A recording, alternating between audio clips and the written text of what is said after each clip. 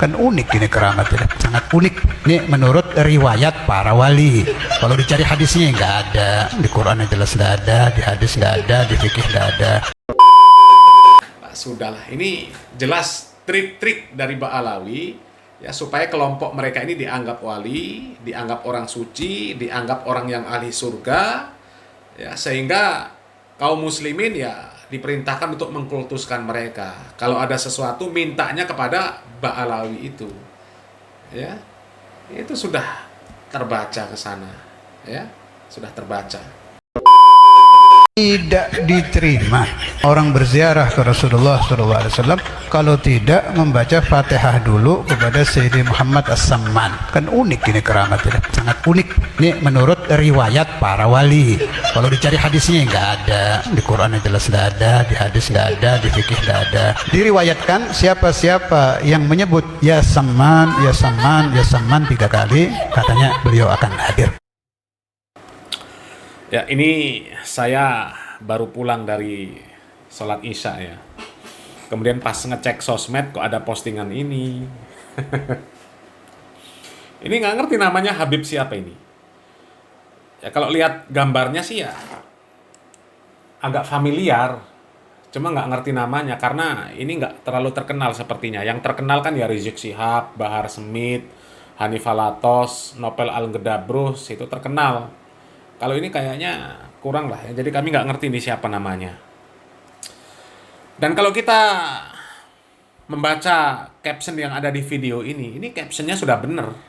Ya. Dongeng khurafat Habib Ba'alawi. Ya, ini khurafat yang disampaikan. Tidak diterima berziarah ke makam Nabi jika tidak membaca Al-Fatihah dulu ke Syekh Saman. Ya. Jadi Syekh Saman ini siapa? Syekh Saman ini siapa?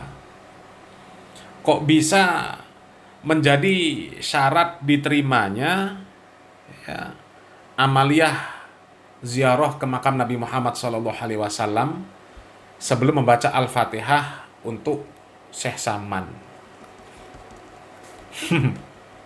Ini bisa masuk ke dalam persyaratan ini. Syarat diterimanya ya, amaliyah ziarah ke makam Nabi harus membaca Al-Fatihah dulu ke Syekh Saman.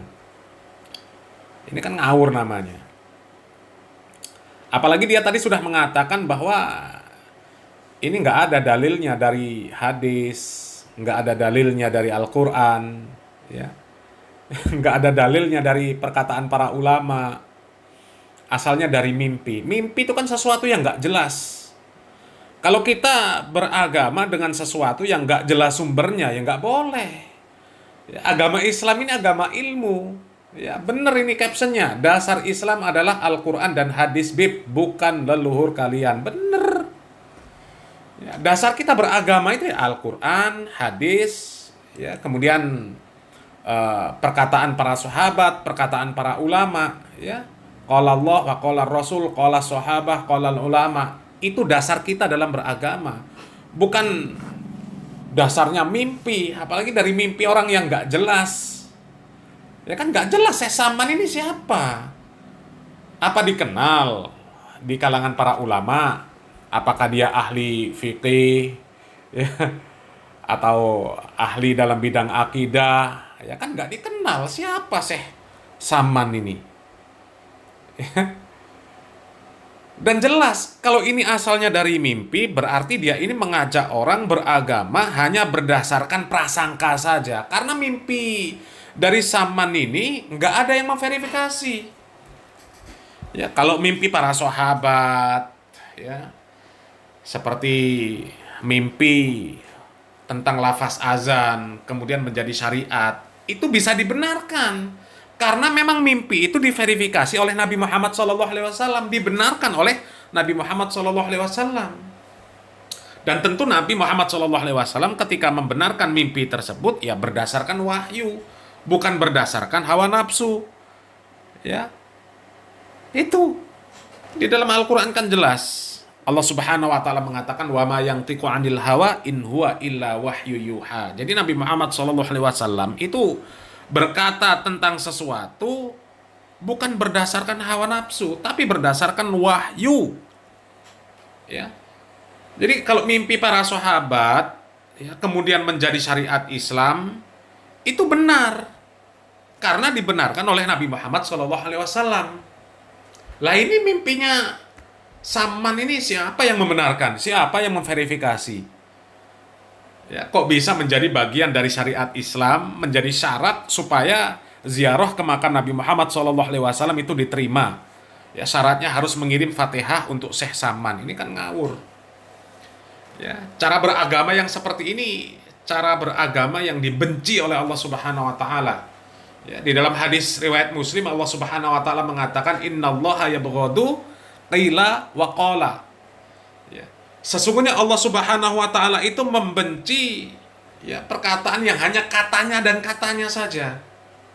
Nggak jelas sumbernya, apalagi dikaitkan dengan amaliyah ya, yang katanya punya pahala, apalagi sampai menjadi persyaratan diterimanya ziarah ke makam Nabi Muhammad SAW, itu kan ngawur, hanya berdasarkan qila wa qala ya, katanya orang nggak jelas juga.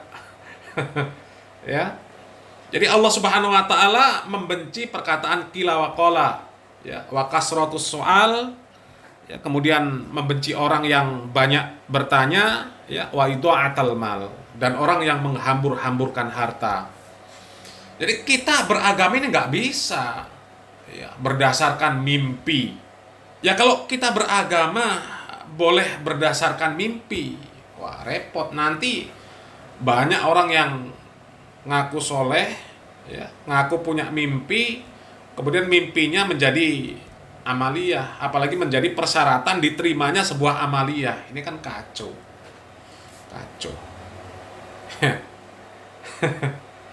Ya, ini kan sebenarnya cuma untuk meninggikan nama Ba'alawi saja, nama Saman itu tadi. Mungkin Saman itu ya Habib Ba'alawi. Jadi untuk meninggikan nama Saman supaya orang takdim, orang memuliakan, mengkultuskan Saman, akhirnya dibuatlah cerita-cerita khurafat yang seperti ini. Ya. Ya kalau kita mau mikir, kenapa yang dikirim Al-Fatihah harus Saman? Coba. Karena apa? Karena Saman mulia. Lebih mulia siapa dengan para sahabat Nabi? Ya kan? Harusnya kalau kita mengirimkan Al-Fatihah kepada orang yang mulia, ya lebih mulia siapa? Para sahabat. Kenapa nggak mengirimkan Al-Fatihah kepada para sahabat? Kok ngirimnya ke Saman? Ya? Ke Saman. Nah, sudahlah. Ini jelas trik-trik dari Ba'alawi ya, supaya kelompok mereka ini dianggap wali, dianggap orang suci, dianggap orang yang ahli surga ya, sehingga kaum muslimin ya diperintahkan untuk mengkultuskan mereka. Kalau ada sesuatu mintanya kepada Ba'alawi itu. Ya. Itu sudah terbaca ke sana. Ya, sudah terbaca. Ya, mudah-mudahan kita terhindar dari pemahaman-pemahaman yang seperti ini ya. Semoga bermanfaat.